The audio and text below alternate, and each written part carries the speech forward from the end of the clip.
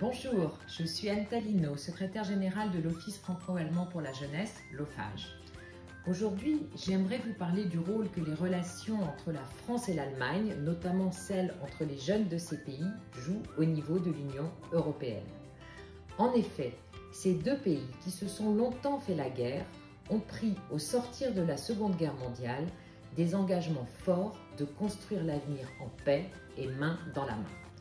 Ces engagements sont la source même de la construction européenne et de l'esprit fraternel qu'elle cultive. Depuis plus de 70 ans, la France et l'Allemagne sont devenues le moteur de l'Europe par la dynamique commune qu'elles insufflent au cœur de l'Union. Lorsqu'en 1963, le président français Charles de Gaulle et le chancelier allemand Konrad Adenauer signaient le traité de l'Élysée, traité d'amitié entre la France et l'Allemagne, il fondait entre autres l'OFAJ et lui allouait la mission de rapprocher les jeunesses de leurs deux pays. Plus récemment, le traité d'Aix-la-Chapelle, signé par le couple que forment Angela Merkel et Emmanuel Macron, est venu élargir et renforcer les missions de l'OFAJ. Près de 60 ans plus tard, d'innombrables expériences, amitiés, découvertes sont nées de cette initiative.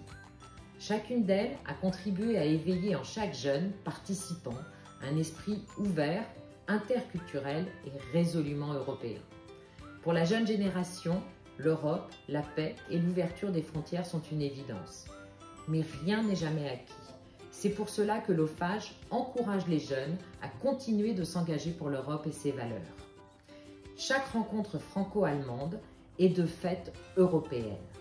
L'OFAJ soutient également des échanges trinationaux avec un pays tiers, impliquant outre ces deux pays fondateurs un autre pays, membre ou non membre de l'Union européenne. L'objectif de ces échanges élargis est d'initier la coopération et d'impliquer d'autres jeunes et d'autres acteurs de la société civile dans les discussions sur l'avenir de l'Europe. Ainsi, ils peuvent s'engager ensemble à surmonter des défis communs. Le travail du triangle de Weimar en est par exemple une très bonne illustration. C'est en dépassant les frontières, en créant des liens solides à l'image de ceux créés de part et d'autre du Rhin, que naît la conscience européenne d'une culture, d'une identité et de valeurs communes.